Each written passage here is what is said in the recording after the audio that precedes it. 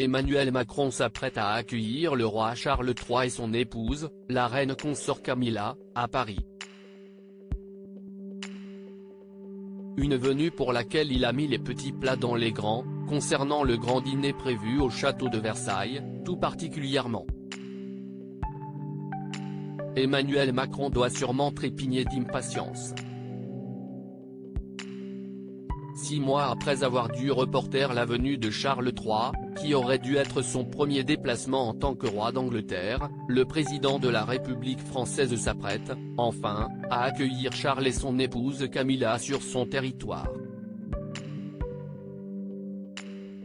Ce mercredi 20 septembre, dès leur arrivée à Paris, le roi et la reine consort se rendront sur la tombe du soldat inconnu sous l'Arc de Triomphe, avant de descendre les Champs-Élysées, de se rendre au palais présidentiel et de déguster, en compagnie de membres du gouvernement et de personnalités des arts, à l'image de Christine Scott Thomas, un dîner préparé par les plus grands chefs au château de Versailles, là où Sophie et Édouard avaient été emmenés en 2018.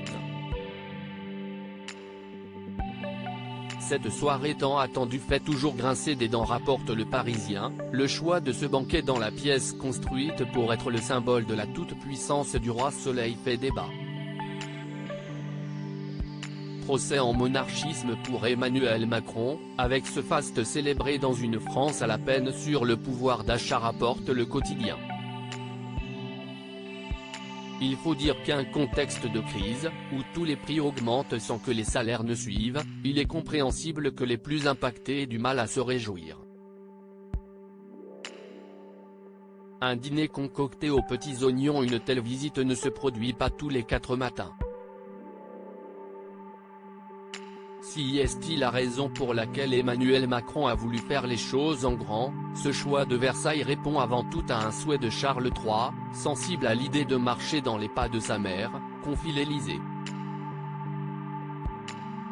Le président souhaite faire rayonner la France avec l'endroit le plus connu en dehors de nos frontières. Le pays devrait aussi rayonner dans les assiettes.